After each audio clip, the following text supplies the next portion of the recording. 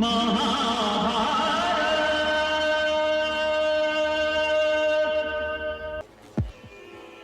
पुत्र।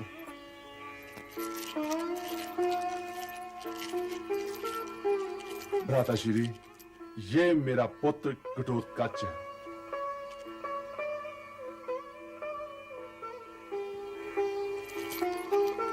यशस्वी भव पुत्र, यशस्वी भव।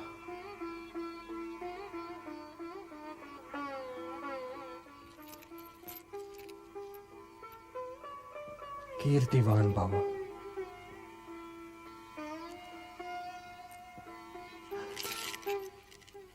आयुष्मान भव पुत्र। वीर अभिमन्यु के वीर गति को प्राप्त होने के उपरांत जो स्थान रिक्त हुआ है, मैं उस स्थान के योग्य तो नहीं, इसलिए पुत्र न सही सेवक मानकर मुझे स्वीकार कीजिए। ये तुमने क्या कह दिया पुत्र? ये तुमने क्या कह दिया? तुम तो अभिमन्यु से बड़े हो पुत्र, और तुम अपना स्थान स्वयं ग्रहण करोगे। यदि ऐसा है तो हे ज्येष्ठ पिताश्री, जब परिवार संकट में था तो आपने इस सेवक को युद्ध में भाग लेने का आदेश क्यों नहीं दिया?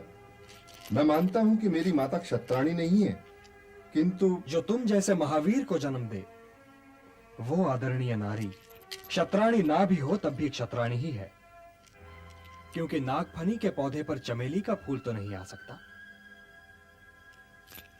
हे पुत्र, कोई जन्म से ब्राह्मण या क्षत्रिय नहीं होता। तुम वीरों की जाति के हो क्योंकि तुम महावीर हो। हे चक्रधारी, हे गिरिधर, हे नरों में नारायण, यदि ऐसा है तो माता द्रौपदी के पुत्रों और माता सुभद्रा के पुत्र की भांति मैं यहां क्यों नहीं था?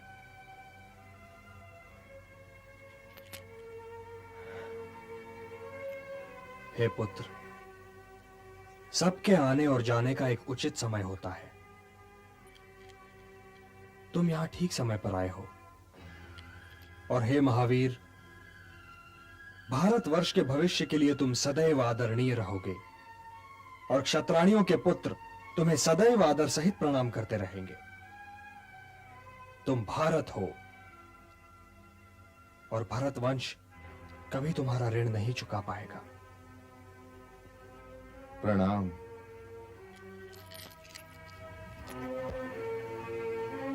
धन्य है वो माता जिसने तुम जैसे पुत्र को जन्म दिया हो।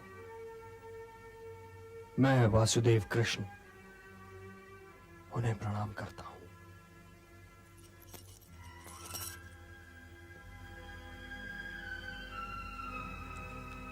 हे माता, मेरे पुत्र को अपने आशीर्वाद की छाया दीजिए। माता, लंबी आयु का वरदान तो मैं नहीं मांग रही हूं, क्योंकि लंबी आयु तो कायरों की भी हो सकती है। मैं अपने पुत्र के लिए जीवन का एक ऐसा क्षण मांग रही हूं जिसको देखकर बड़े बड़े शूरवीर लज्जा जाएं। प्रणाम। क्या समाचार लाए हो? भीमपुत्र ने कौरव सेना के छक्के छुड़ा दिए। वे ऐसे समय पे पहुंचे जब युद्ध की तुला के दोनों पल्ले समान थे। उनके पहुंचते ही पांडव सेना का पलड़ा भारी पड़ने लगा।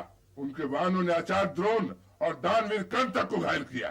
दुर्योधन के हाथ पांव फूल गए और उसने घबराकर आचार्य द्रोण से कहकर युद्ध की समाप्ति करवा दी।